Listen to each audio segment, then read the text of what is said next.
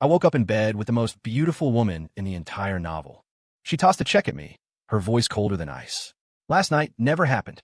I glanced at the string of zeros on the check and smiled. Wasn't this the Ice Queen CEO ex-fiancé from that power fantasy web novel I'd been reading? The one who treated the protagonist like dirt before he turned the tables and crushed her. She could never dream that the soul inside this body was no longer that guy, but me, someone who just wanted to take her money and coast. Break the engagement? Hell yes. Let's get it over with so I can start enjoying my life. The vibration of my phone woke me to a skull-splitting headache. Unfamiliar ceiling, unfamiliar room, and the crisp, clean scent of expensive perfume in the air. The space next to me was empty, but the rumpled sheets and a single strand of long, dark hair on the other pillow were a testament to last night's madness. Was this reincarnation? A torrent of memories flooded my brain, and it took me 3 seconds to sort them out. I, Grant Anderson, had been reborn into the body of side character with the same name in a web novel I'd been reading before bed. He was the classic rich kid screw-up, heir to a fortune, handsome as hell, but a lazy, incompetent fool despised by everyone. And the book's main female antagonist, the Ice Queen CEO, Isabel Sterling, was my ex-fiancée-to-be. Just yesterday, the original Grant, unable to bear Isabel's coldness and public humiliation any longer, got blackout drunk at a bar. And then, "You're awake." The bathroom door opened, and a woman emerged, wrapped in a plush bathrobe. A droplet of water traced a path down her pale neck, disappearing into the deep hollow of her collarbone. Her long hair was damp, draped over her shoulders. Her face, so beautiful it was almost aggressive, was a mask of detached disgust. Isabel Sterling, the brilliant, ruthless woman from the novel who respected nothing about me, her supposed fiancé. She walked to the bedside, pulled a cashier's check from her designer handbag, and tossed it onto the nightstand. "Last night was a mistake. This should be enough to compensate you. Don't ever show your face in front of me again." Her voice was utterly devoid of warmth, as if she were closing a trivial business deal. I glanced at the check. Let's see. 1, 2, 3, 4, 5, 6, 7 zeros. $10 million. A grin spread across my face internally. In my old life, I was a corporate drone, grinding away for a paycheck and cramming onto the subway every day. I'd never seen $100,000, let alone 10 million. And now, I go to sleep, wake up with a new, perfectly sculpted body with a six-pack, and I'm handed $10 million. The jackpot of a lifetime, and it had finally hit me. What? Not enough. Isabel's brow furrowed when I didn't respond, the contempt in her eyes practically overflowing. In her mind, a spoiled brat like me would surely use this as leverage to cling to her, demanding more.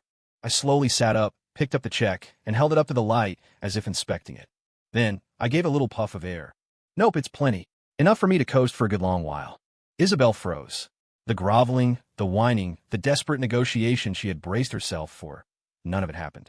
The man before her had clear eyes and a lazy smile playing on his lips. He was a completely different person from the pathetic wreck who was crying and begging her not to break the engagement yesterday. "What do you mean?" she asked, her voice laced with suspicion.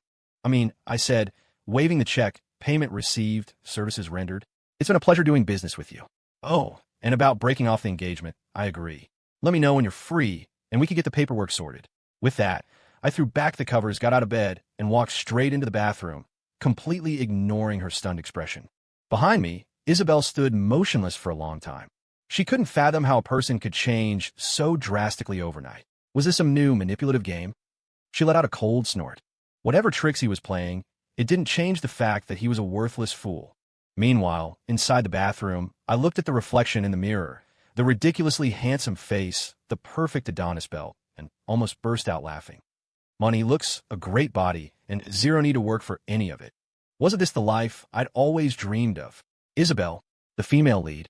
The plot. Who gives a damn? From this day forward, I had only one goal: coast and enjoy life. The annulment of the engagement went surprisingly smoothly.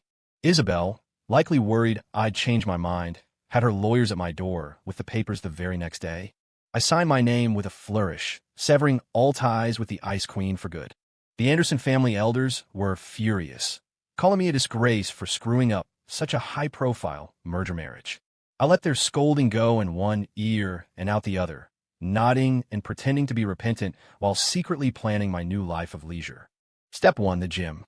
This body had a good foundation, but the original Grant had let it go to waste. A long and happy life of coasting required a solid physical foundation. I bought a premium membership at the city's most exclusive fitness club and started putting in the work. Step 2, food. I had my assistant compile a list of every Michelin-starred chef in the state, planning to work my way through them one by one. Life is, after all, about good food and drink. As for the company under my name, I had completely forgotten about it, until my executive assistant, Leo Hoffman, called my cell. "Mr. Anderson, it's a catastrophe." Leo's voice was on the verge of tears. "Project Zenith, the one we've been developing for 6 months. Our core data has been stolen by a competitor. They've already filed for the patents. The hundreds of millions we've invested are about to go up in smoke." "Oh," I grunted in the middle of a bench press. Project Zenith? A memory from the novel surfaced. All right, this was a minor climax early in the book. The original Grant's company nearly went bankrupt because of this, forcing the Anderson family to bail him out and making him a complete laughingstock. And the competitor who stole the data? They had Isabel Sterling's backing. It was a setup she orchestrated to crush me. Leo was panicking on the other end of the line. "Sir, say something. What do we do? If we don't act now, the company is finished." I racked the barbell, wiped the sweat from my brow, and thought for a moment. The novel mentioned that the data the competitor stole was actually an early version of Project Zenith, one with a fatal flaw. Meanwhile, our real, perfected data was backed up on an old, forgotten server thanks to a programmer's mistake. "What's the rush?" I said into the phone, my voice lazy. "Let him fly for a while." Leo was completely baffled. "Sir, what does that mean? Let who fly for a while?" Literally what I said, I replied, grabbing a towel. "By the way, stop bothering me with this small stuff. I'm busy." I hung up. In the conference room, Leo stood holding the dead phone, dumbfounded. The circle of executives around him looked like they'd seen a ghost. "It's over. Mr. Anderson has completely given up. Hundreds of millions. Gone just like that." Leo took a deep breath, my words echoing in his mind. "Let him fly for a while. The higher they fly, the harder they fall." Could it be that Mr. Anderson meant the stolen data was flawed? That he was waiting for the competitor to launch their product and crash and burn on their own? The more he thought about it, the more plausible it seemed. Mr. Anderson appeared to be a lazy fool, but occasionally he had this air of lazy, all-knowing insight. This wasn't defeatism. It was the confidence of a grandmaster playing chess. "Understand." Leo slammed his hand on the table, the light returning to his eyes. "Mr. Anderson is playing 4D chess. He knew they would steal the data, so he intentionally let them have a defective version." The other executives exchanged skeptical glances. "Leo, are you sure about that?" "Trust me, and trust Mr. Anderson," Leo declared with ironclad conviction. Immediately, we moved to the backup plan. Let's get the real Project Zenith market ready. The day they launch their product will be the day they die. On the back of a single, offhand comment, the entire company switched from despair mode to a full-blown, adrenaline-fueled war footing. And me? I was currently soaking in a jacuzzi, contemplating which private chef I should grace with my presence for dinner. The following week was pure bliss. I spent my mornings at the gym, my afternoons at wine tastings, and my evenings sampling the finest cuisine. The company? I hadn't made a single call.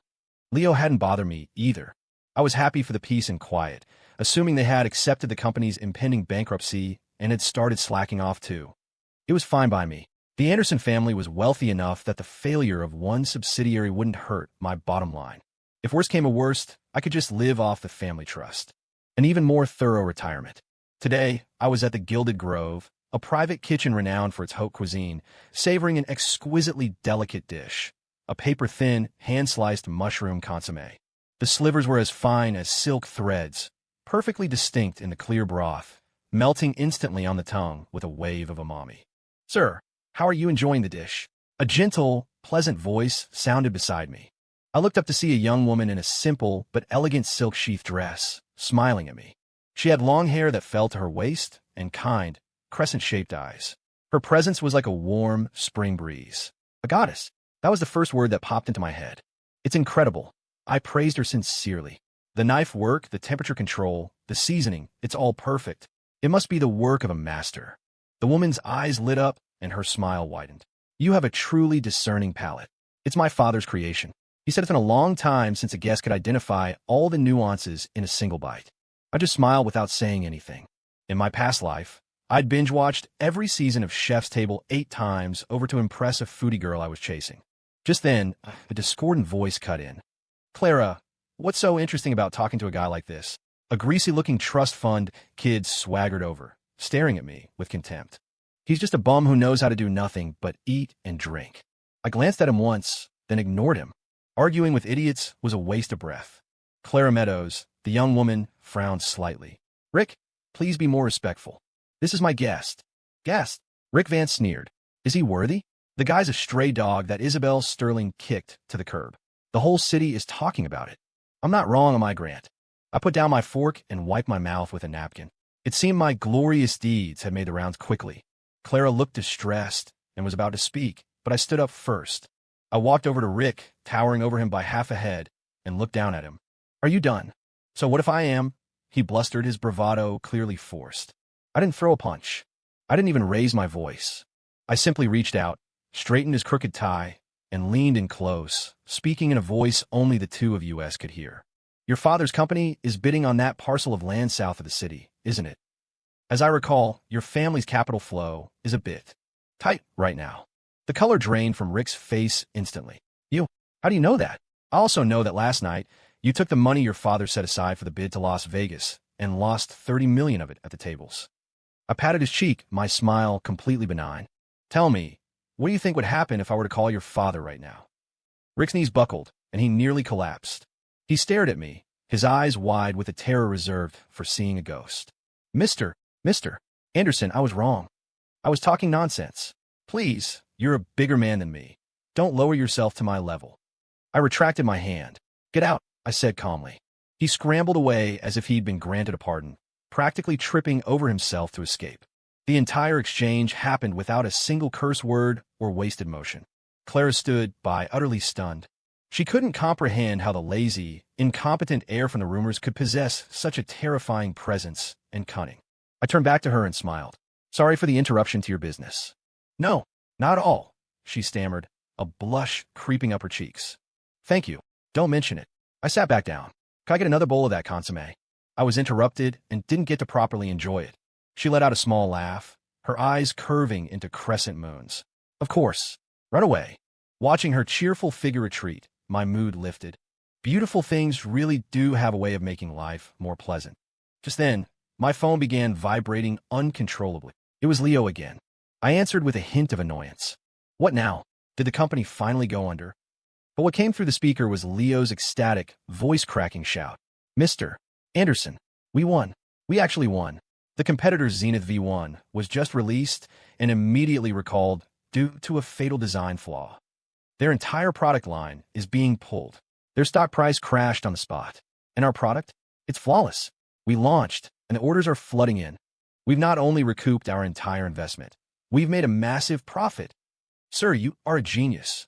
The hashtag Grant Anderson didn't get out of bed today is trending #1 on Twitter. Our company's stock shot up and hit the limit because of it.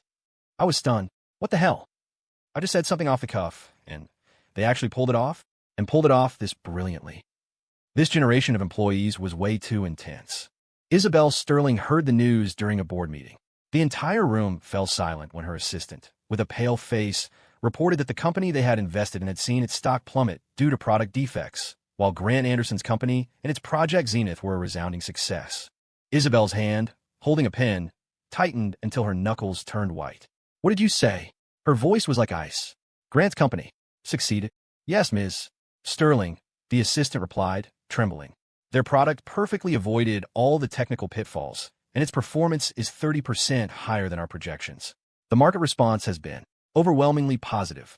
Impossible. Isabel's deputy, the man who executed the plan, shot to his feet. The core data we obtained was genuine. That worthless fool Grant, how could he possibly? Worthless. Isabel cut him off, her gaze as sharp as a razor. A man who can bring a company back from the dead and turn our own plan against us is worthless? Her mind involuntarily flashed back to that morning, to the image of Grant lazily waving the check and saying, enough for me to coast for a good long while. Was it a coincidence? Or did he know it was a setup from the very beginning, playing along with their plan? Was even breaking the engagement a part of his scheme? The thought emerged, only to be immediately dismissed by Isabel herself. Impossible. She had known Grant for years. She knew exactly what kind of man he was. Investigate. Isabel uttered a single cold word. I want to know what happened inside Grant's company. Every single detail. She refused to believe Grant had this in him.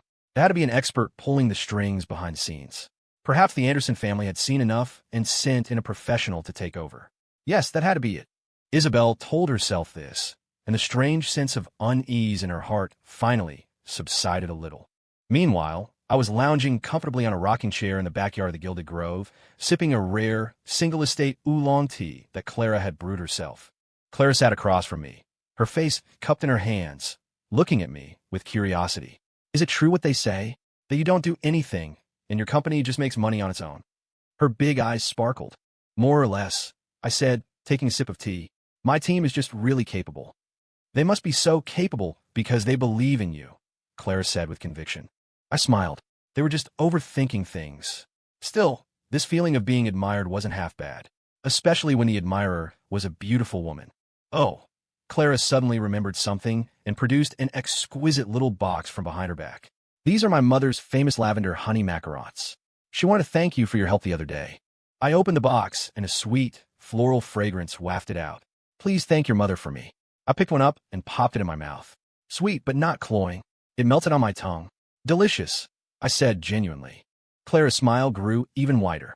She leaned in a little closer and asked in a low voice, so, could you do me a favor? Name it. There's a charity gala next weekend, and I don't have a date. Would you go with me? After she said it, her cheeks turned apple red, her eyes full of anticipation. Looking at her charming and adorable face, I simply couldn't say no. All right, I nodded. But I have one condition. What is it? The food at the gala has to be good.